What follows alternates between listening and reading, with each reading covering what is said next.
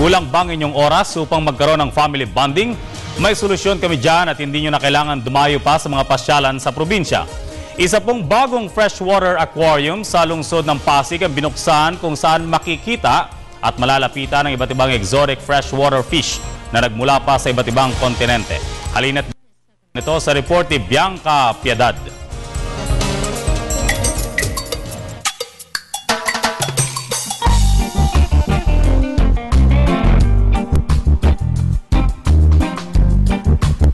Hindi mo na kailangan magtungo pa sa iba't ibang lugar upang masilayan at makita ng malapitan ang bibihirang river monsters ng mundo.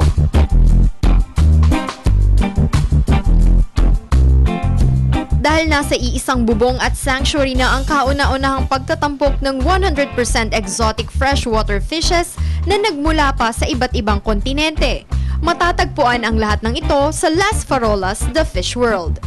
Ang advocacy ng Las Farolas is really to conserve, protect, and educate regarding this vanishing thing, these freshwater creatures, not only in the Philippines but anywhere. Kabilang sa mga koleksyon ang pambihirang isdang tabang na arowana, arapaima, alligator gar na platinum, Wells catfish na albino at Australian lungfish.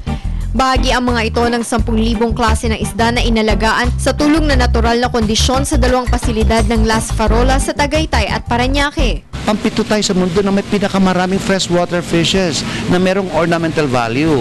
Na kung itra-translate natin yon, it's a multi-billion-dollar industry.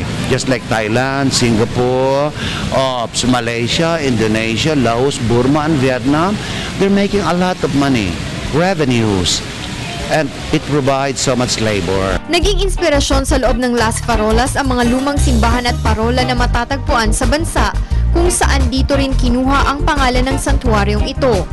Binubuo ang Las Farolas ng 2-story hubs kung saan nasa first floor ang mga biotopes at sa ikalawang palapag naman ang all-glass aquariums.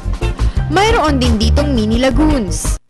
Of Las Farolas have coincided with this reconstitution of the Market Development Group to be able to further deliver the message of it's more fun in the Philippines. Bukod sa promosyon ng kultura ng Pilipinas, layon rin ng Las Farolas ang magsilbing interactive, educational at research haven para sa lahat upang maibahagi nito ang kaalaman tungkol sa aquatic life at mapigilan ang tuluyang pagkaubos ng mga ito. Para sa Telebisyon ng Bayan, Bianca Piedad.